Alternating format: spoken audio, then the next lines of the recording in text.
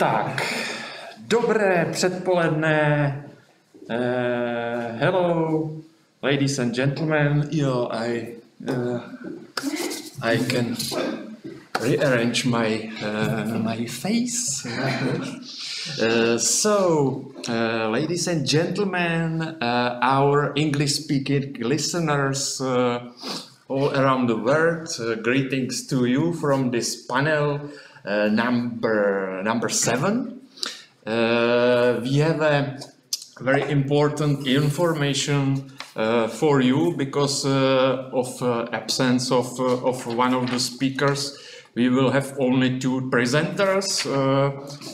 First of them will be Letian from Faculty of Humanities of Charles University, and the second one, which will come very soon because he's on his way, it will be Ondřej Haváč. We have to apologize our colleague Petr Volmut because of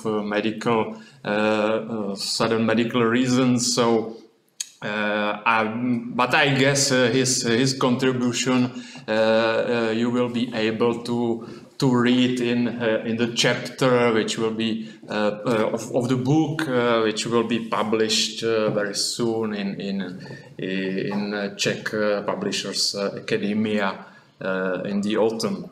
Letian, as the first presenter, please, you can start your presentations, which is called Validity of Anonymity in Materials Collection of Oral History. Please, floor is yours. Okay, so thank you for introduction, and the title of my paper is the Validity of Anonymity in the Materials Collection. Okay, in the Materials Collection of Oral History. So I would read the abstract in Czech. I will try to do so, but sorry, I apologize for my mispronunciation, and the rest of my paper in English. You can continue in English. Okay. Primary question that needs to be answered is what the popular attitudes towards anonymity in the Materials Collection of Oral History is. In the contemporary practice of oral history research, the principle of anonymity has not been thoroughly or fully implemented. The current existing code of ethics in conducting oral history mainly focuses on the consent of the author and the confidentiality of the interviewees or the narrator's personal information, rather than the anonymous basis of themselves. For instance, according to the American Oral History Association, anonymous principle is recommended but not compulsory. I quote, "While a narrator may choose to have their name disassociated from any interview or choose to utilize a fictitious name, there can be no guarantees towards absolute anonymity in the oral history process. Information provided to an oral historian is only anonymous if there is no way for anyone at any time to determine the narrator's identity from it. That is, there is no identifiable information. Identifiable information is the information that could be used to identify the narrator. It usually refers to specific details such as name or date of birth. Narrators need to bear in mind that oral history interviews often gather comprehensive narratives about the narrator's experiences and life story that could be recognized by others. It's added that this principle is a very high standard of information security that oral historians are only rarely able to offer. Another example, according to the British Oral History Society, an oral historian has to undertake a set of duties, including a duty of confidentiality, though not necessarily anonymity towards informants and participants. So in general, the principle of anonymity in oral history is not considered a useful methodological principle, but an ethical principle related to the protection of privacy. Therefore, anonymity is not commonly considered necessary either, as confidentiality is said to be sufficient already. However, I would argue that such traditional view that anonymity is purely a supplementary tool to protect the parties involved ignores the methodological significance of the principle of anonymity in oral historical researches. First of all, oral expressions are one-off and unique and cannot be repeatedly verified afterwards. The materials collection of oral history is not a process of accumulation as in traditional historiography, but a process of interactive experiences. When studying non-contemporary history or studying contemporary history in non-oral approach, the materials collection is a collection of evidences left by people who are silent. In this process of materials collection, it's impossible to create anything new. Historians can only discover what she or he has not found before. Oral history, on the other way, faces people who are still alive, so the materials collection of oral history is actually an interactive process between the researcher and the research object as a subject. In this process, research materials are not discovered, but constantly created and recorded. In this materials collection of oral history, there are two subjects that influence each other. An interview with the same interviewee by another interviewer may receive different testimony about the same incident, period, or any other topic. One of the advantages of oral history over conventional historiography is that it does not seek a restoration of historical sequence, but more comprehensive sensory experiences of the ordinary people. We rely on the credible text. Credibility and anonymity are contradictory. To know that there was a plague in Europe in the 14th century, but we do not rely on someone telling us that there is a pandemic in 2020. That is not the meaning of oral history. In oral history process, whoever receives the interview is not the most important thing. The selection process of interviewee itself is quite random to a large extent, as it is not designed like a questionnaire-based social survey or political poll, and there are countless possibilities for the results of the interview. How is the materials collected is up to not only the interviewee, but also the interviewer. Oral history is a special kind of historical narration that focuses on understanding each other systematically. The more trust constructed during the materials collection process, the more systematic the final work could be. Another advantage is that oral history is so-called the audiovisual history, which is different from the textual and literal history. Talking and writing are two different ways of text production. The difference between the narration of the life world and the narration of the text work lies in whether there is audio and video recording. What distinguishes oral history process from chatting is that it must be preserved when the life story is consciously told based on the narrator's subjectification.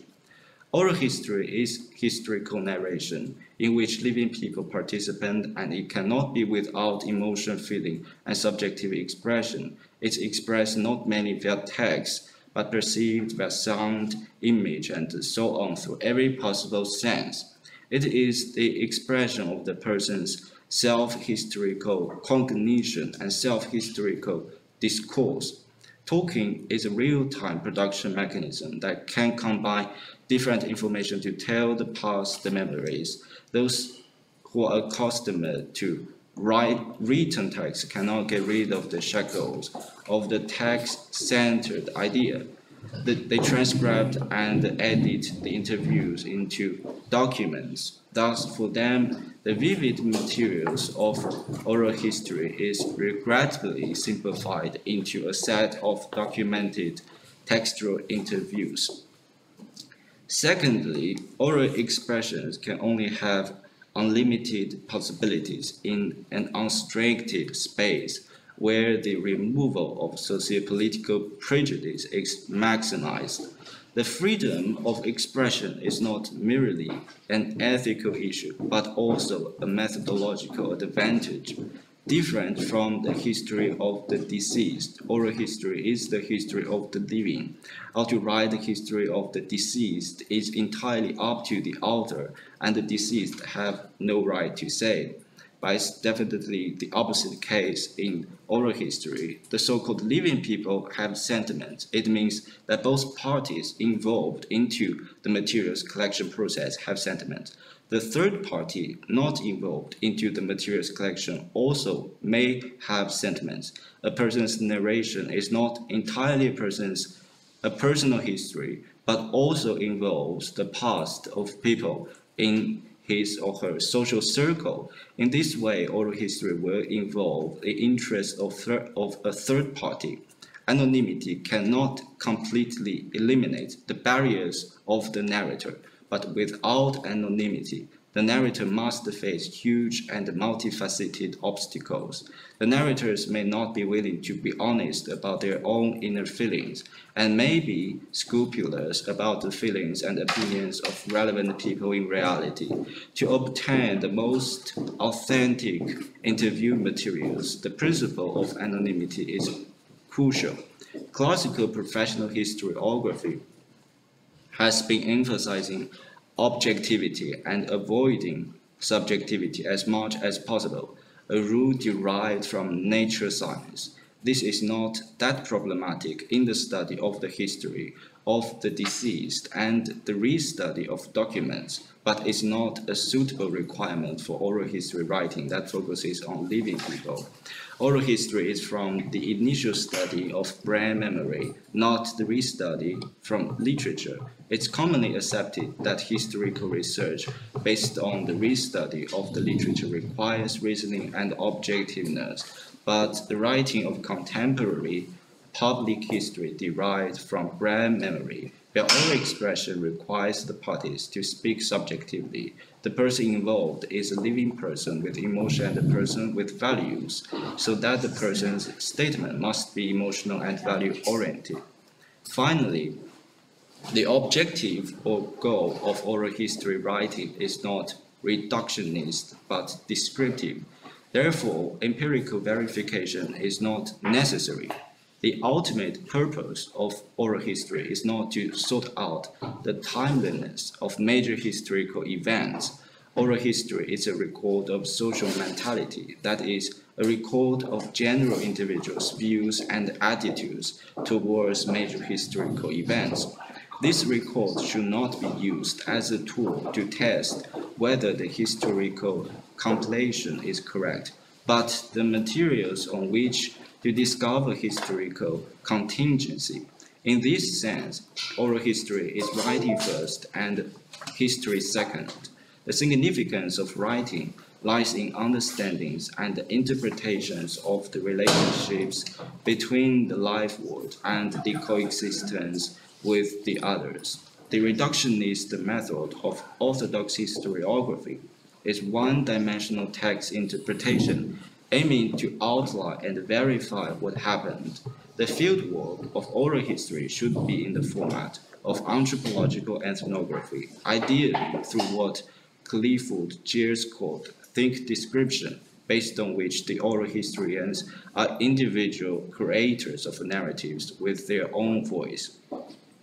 According to Hayden White, a deep structure, a paradigm that is accepted without criticism, rooted in orthodox historiography, conceals the poetic and linguistic nature of historical writings. An essential element of such structure is the named presence of the people speaking. This obsession with authorship in historiography follows the same logic as in the modern judicial practice of confession between the police and witnesses. In the order of discourse, Michel Foucault demonstrates the exclusion of madness by the modern testimony system. Historiography also follows the distinction between credibility and incredibility, falsehood and truth. Historiographical writing is selectively focusing on the utilitarian and trustworthy historical materials. That is why anonymity is unaccepted in historiography. As Foucault states, the author's function has become steadily more important.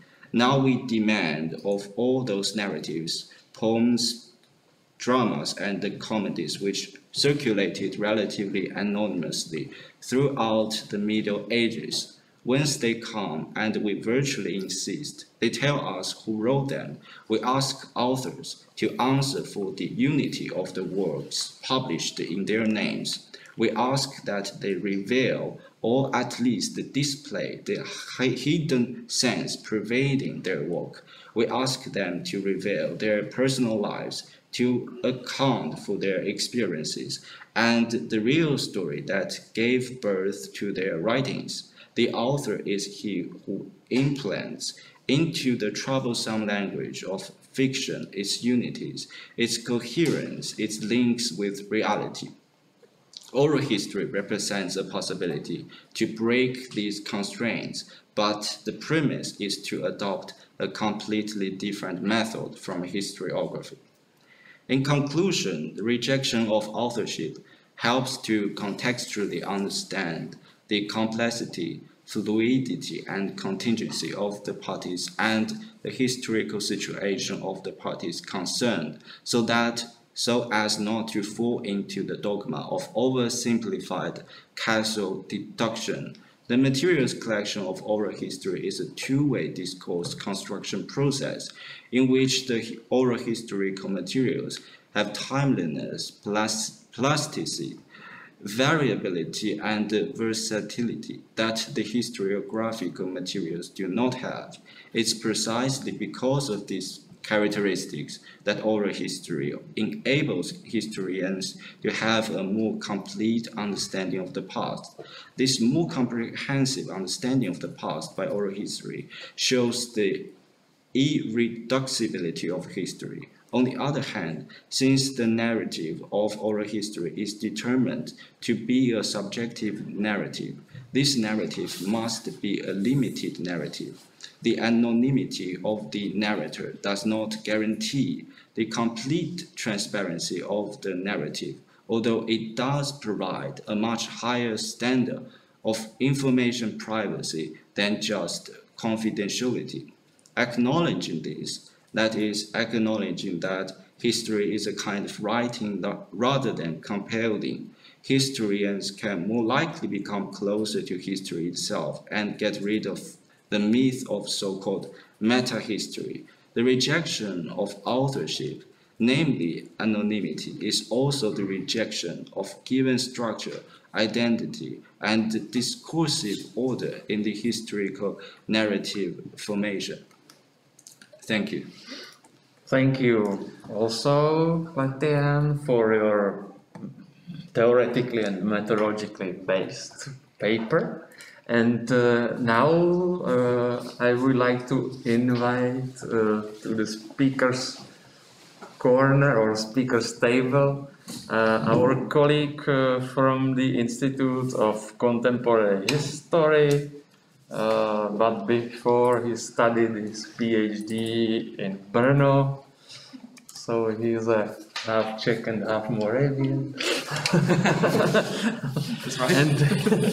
And Ondřej Haváč will speak about the memories of the war and experienced trauma as a part of narrative identity. So Ondra, come on. Thank you for your words.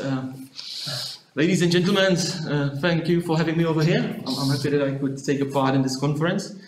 I'll be talking today about not only about that topic itself, but I have also prepared for you to introduction to the project I work on, which is an international one, and I'll be talking about narrative identity. I'll be talking about data which I have collected during the field research in France and in the Czech Republic. And I'll be talking today about how narrative identity, and especially what happened during the end of the Second World War, influenced the memories of eyewitnesses or of the narrators. I'll ask Jirka if he could help me with presentation. So, well, thank you. Thanks a lot. And as I was introduced, I don't think that I need to elaborate this a bit more.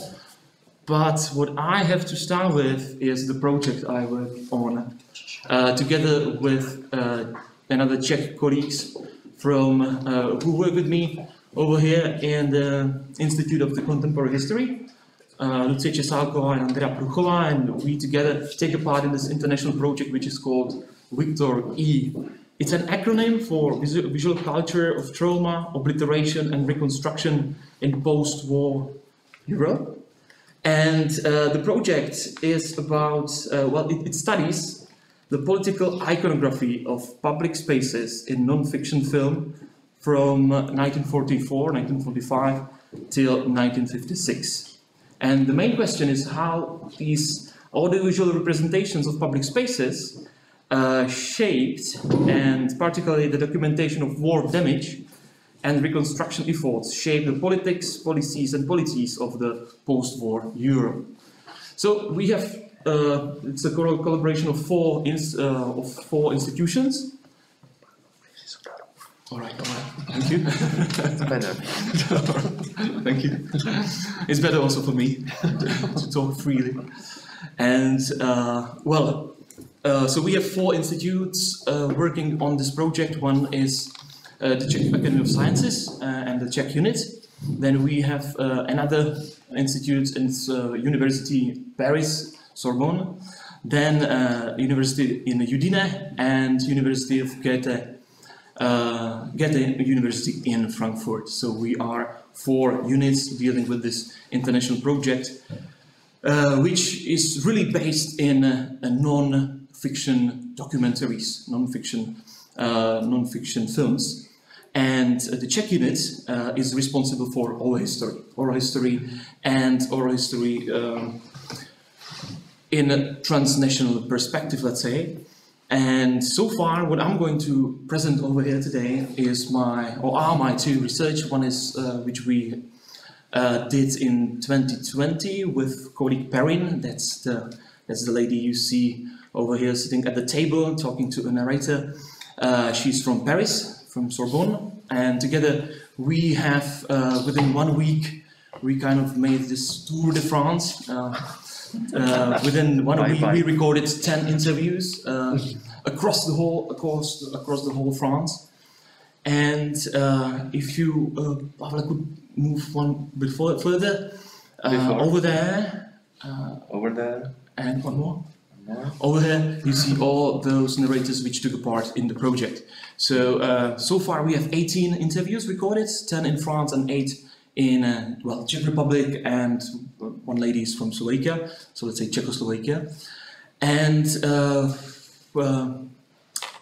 I was really surprised how still the Second World War is present in the memories of those eyewitnesses, especially because this conference is called the time of crisis, how Second World War as a time of crisis affected those narrators and how is still affecting those narrators even these days.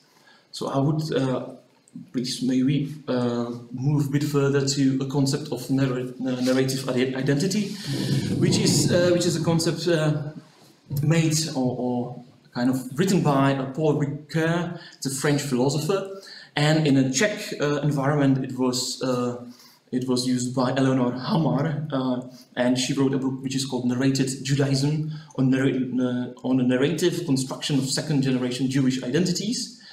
It was her PhD thesis, and she really elaborated those narrative identity into a detail.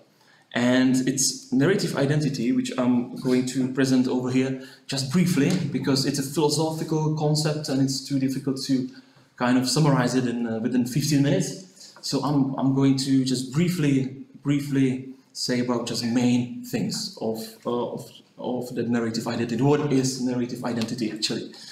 As you probably kind of understand the term, it is identity which is reflected in the narrative of eyewitnesses. It's called the identity of eyewitness is recreated in a life story, which summarizes his experience and life events. So basically, narrative identity, it's identity which is being told, or which is told in life stories of narrators. If I really simplify this term, Pavel Mücke, he uses kind of three stages or three parts of this narrative identity. One is prefiguration, one is the plot of the narrative, and other one is refiguration, which kind of, he calls it as a mimesis circle, and it creates, it gives a coherent, meaningful story of oneself, of narrator's self. So how do they understand themselves is reflected in their life stories, we may say, or in the narrative. And well, it's changeable, it's temporary, and Pavel Mücke, he says, okay, everything what is said is, as you may look at this life story as a text. It's a text. So it's open to interpretation, it's open to different point of views, and so its life story is as a text, as you may see it in the presentation. So key part in that is the plot. How the narrative identity is created is the plot of the story. What are the main, who we are, the answer to who we are, is created in a life story by, the story is about a plot. There is some plot, something happens to you, and it has some consequences. And this plot is the key part of narrative identity. And I'm going to present you what kind of, let's say, what kind of plots we could see, or I could see, in those eyewitness stories, which were linked to the Second World War. And what is in the presentation behind me, what I hope you see, is that the stories of the Second World War were full of traumas, full of loss, and full of destruction and fear. So that kind of a story, which, if it was linked to Second World War, it always contained trauma, loss, or destruction, and fear. And it was, you know, if you talk to a narrator, some of the part of their stories are very vivid. You know, it's this flashbulb memory that they really remember that as if it happened today. You know, so I recall it as if it happened today. Very often, those stories linked to the Second World War were very vivid, very livable, kind of, and very still present in their narrative identity. And the third point over there in the presentation is aerial bombardment. So each and every narrator I talked to who experienced the Second World War and the aerial bombardment and the destruction caused by aerial bombardment, it was present in every story. This was a very crucial plot in their narrative identity regarding the Second World War.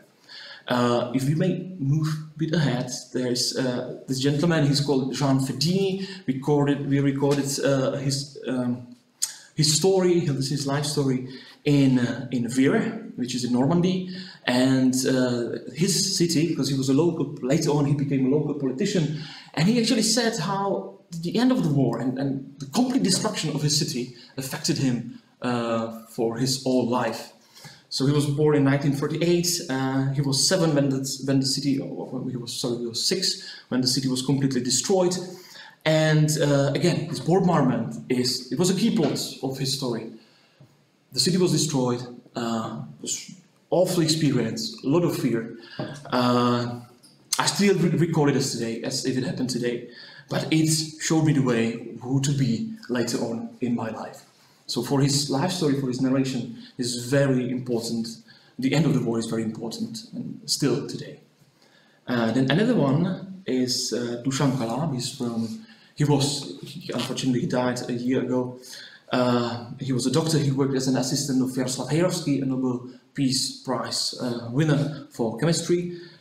And in his life story, again, aerial bombardment of Prostějov, because he was born in Prostějov, was very much present, and he told his story, or this part of the story, this key event of the story, into very much of the detail, and also Holocaust, because he remembered, or he experienced the let's say the entrance of Nazi army or German army Wehrmacht to the city of Prostějov, and he recalled one particular event when his classmate was dragged away straight from class by some member of police. He didn't specify that, and disappeared.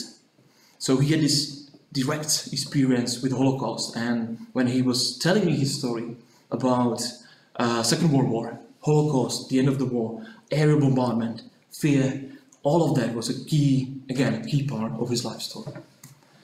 So then we may move on. Another narrator from the Czech Republic, Vera Pruchová.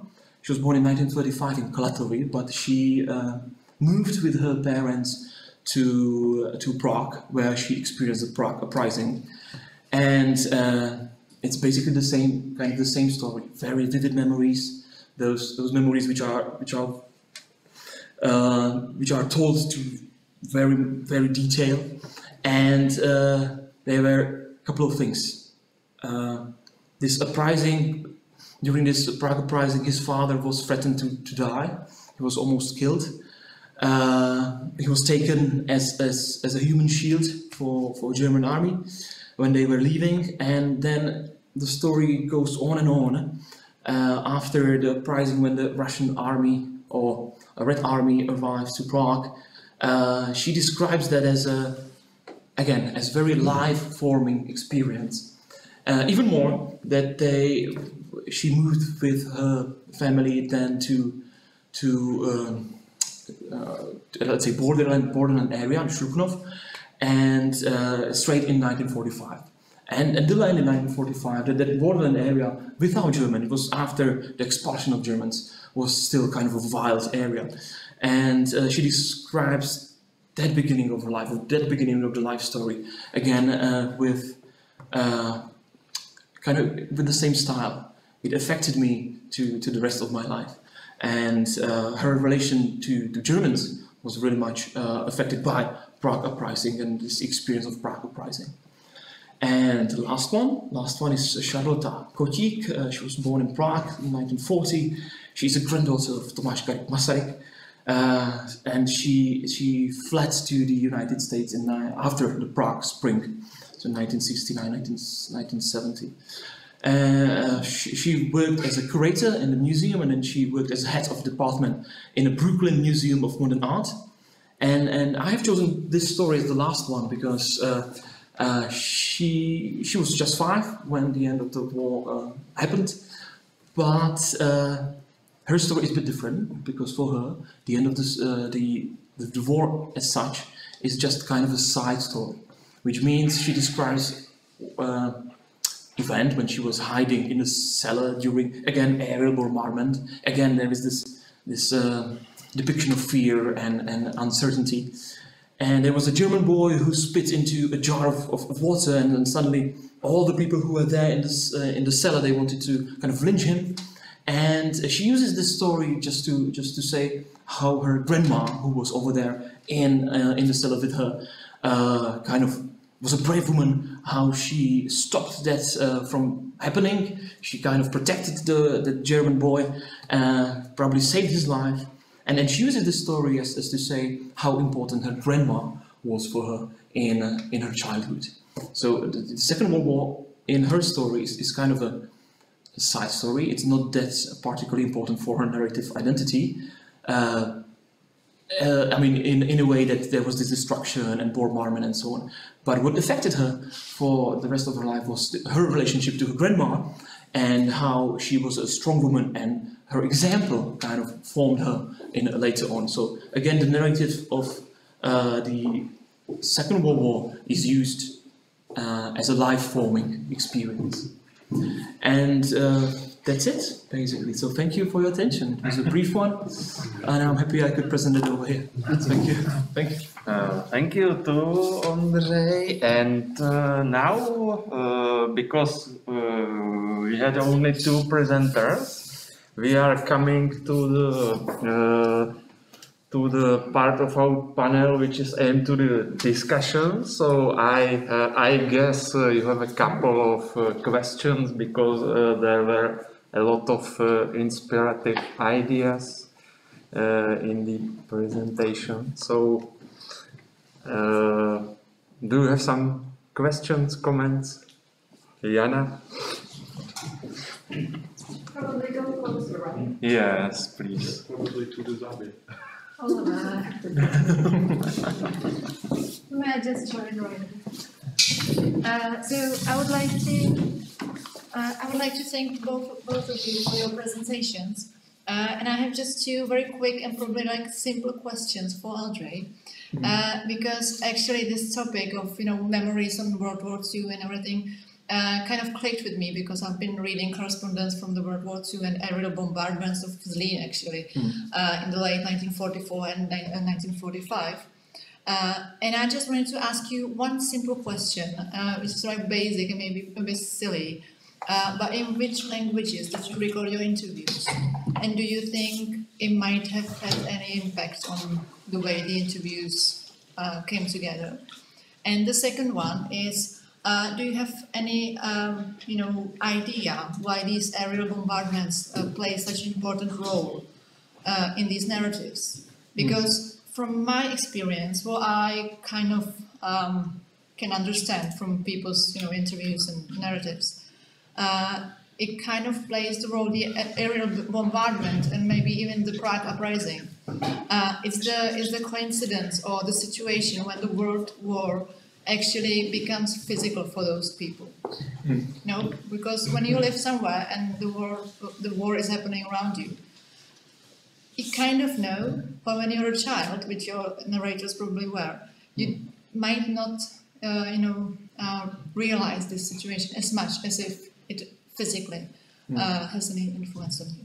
So these are just two questions, very simple. And I have one for Letian.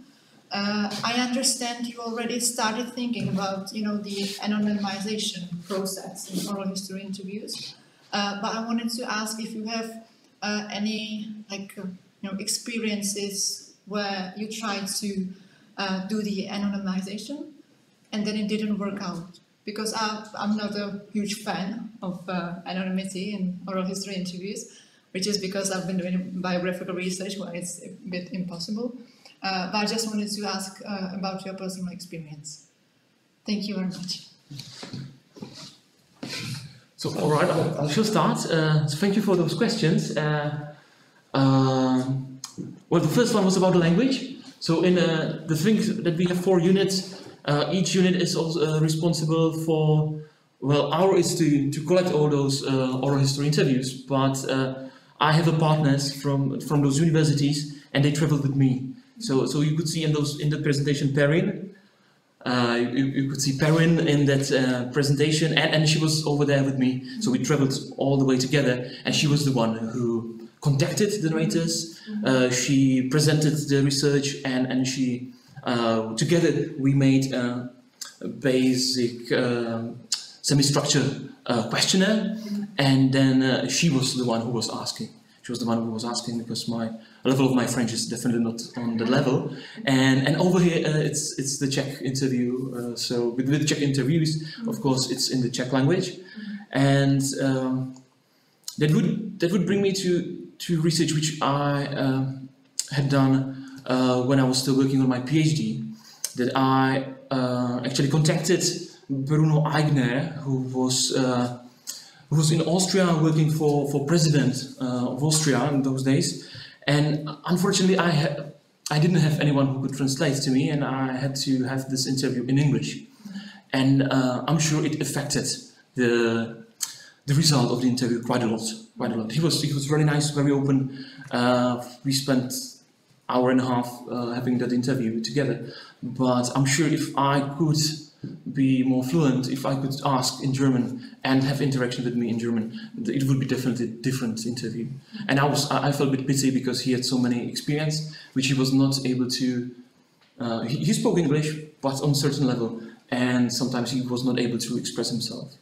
So it definitely affected, the language definitely affects the result of the interview. The second question was, I definitely agree, when the war became their own experience, the physical one, then definitely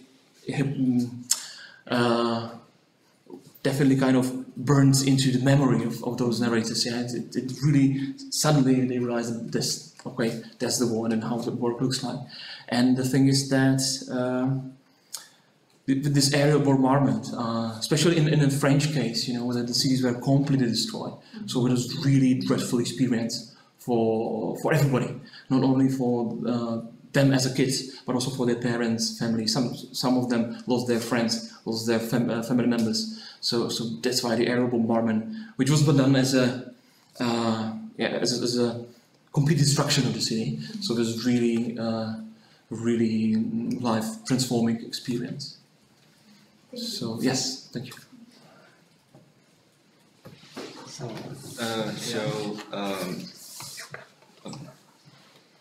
So for your question, I would say very honestly, I haven't been doing my own research in the field of history based on the principle of anonymity, but just a few months ago, I did a research in the field of sociology of love and relationship, and I interviewed a couple, and this couple was actually my relative, so I knew all the information of this couple. But when I was doing the research, I really felt, is it necessary for me as a researcher to even know about the information of the interviewees? I mean, the difference between confidentiality and anonymity is that confidentiality is you are actually required to know all the information of the participants, but you have certain normal obligation to keep the secrets of the participants. But is it even necessary to ask them for this information? If you go to a field work in a certain village and you ask the villagers about a certain period of time or a certain historical event, and is it necessary to ask the people interviewed their name, their birth date, and typically a historian is required to know as much as possible, because the more you know, the more trustworthy, the more credible the materials you collected would be. So that's my thought. Thank you. We have two questions from our listener Marie. She wrote two questions on YouTube chat and she would like to ask Ondřej. I have a similar questions regarding the childhood. How does it influence the memories of your narrators regarding emotions, etc.? It's a first question. And have you been inspired, for example, by other research such as by Lindsay Dutt, who has been researching the child experiences of aerial bombardment in France specifically for a long time? Mm. So thank you for those questions. I must admit that I haven't got in touch with that research of children in France experiencing air bombardment. So I unfortunately I can't answer that. But it's a great tip, and I'll definitely will. And the first question was about how the memories are. Influence. How does it influence memories of your narrators? I don't know what influence. In which sense does Maria mean? But it probably was a continuous question to Jana. So I think that we If you can comment it, please go on. And we have other question from Martina Švubová. She wrote, "My mother-in-law, birth in 1939, is affected by hunger in childhood for her whole life. Did your narrators mention this kind of trauma?"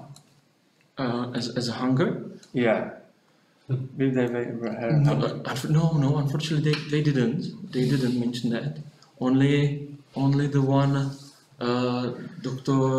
Dr. Kala. He, as I said, he explained how terrific was for him to see German soldiers marching through the city, but he didn't mention hunger. He didn't mention any other let's say family suffering. Maybe because his father worked as in the post office, so he had a salary, and the family in this regard was kind of safe. So hunger, none of them, especially in 1939 at the beginning of the war, didn't mention hunger. No.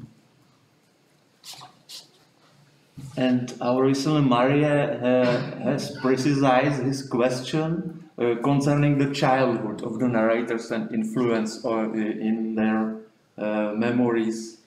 What do you think about it?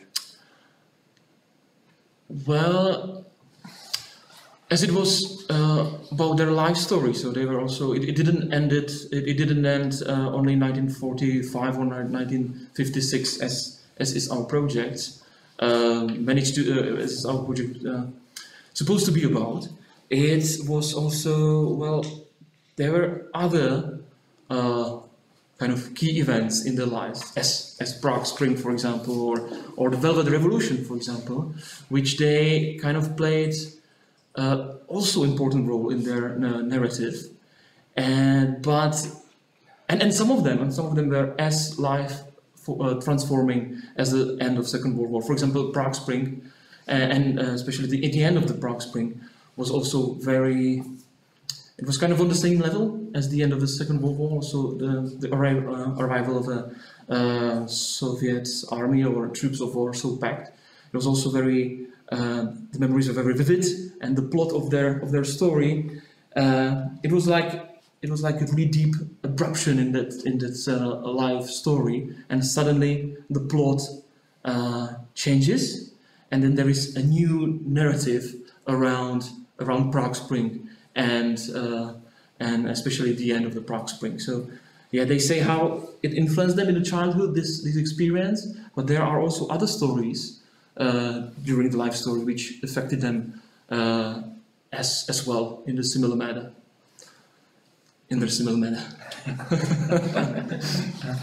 Maria is a very active commentator, so thank you for having such vivid discussion. She wrote, you described the vividity. Is there something else? In those memories of the childhood, yeah. childhood memories. Well, how they differ from the other memories they shared with me in the interviews.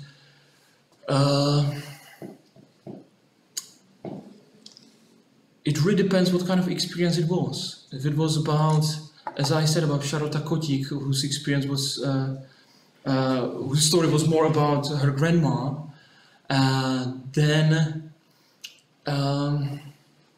she says, "All right, this was the person who influenced me a lot." But later on, she kind of goes on, and except that it's like that one particular event is really like burned in the memory, and the feeling of in Charlotte Kotík it was feeling of being proud of her grandma, or in other narrators it was more like feeling of fear, and feeling of uncertainty, what the future would bring. Then I actually have to say that, all right, the Second World War was really important, but on the same level were important events like Prague Spring, moving to the Sudetenland, borderland, and so on. So there was not only one thing which created that narrative of that narrative identity, but their narrative identity really consisted of more stories with more dense plots, and at the end they just said, "Oh yes, well, it affected me. Those couple of things really affected me for the rest of my life." Yeah, well, So, I hope I answered well. do we have some other questions, some comments? Because we have still 5 minutes. If not, I have only question from the different perspectives, because this conference is aimed to the topic of crisis, and yesterday and also today there were discussed the issues of the coronavirus impacts on the research.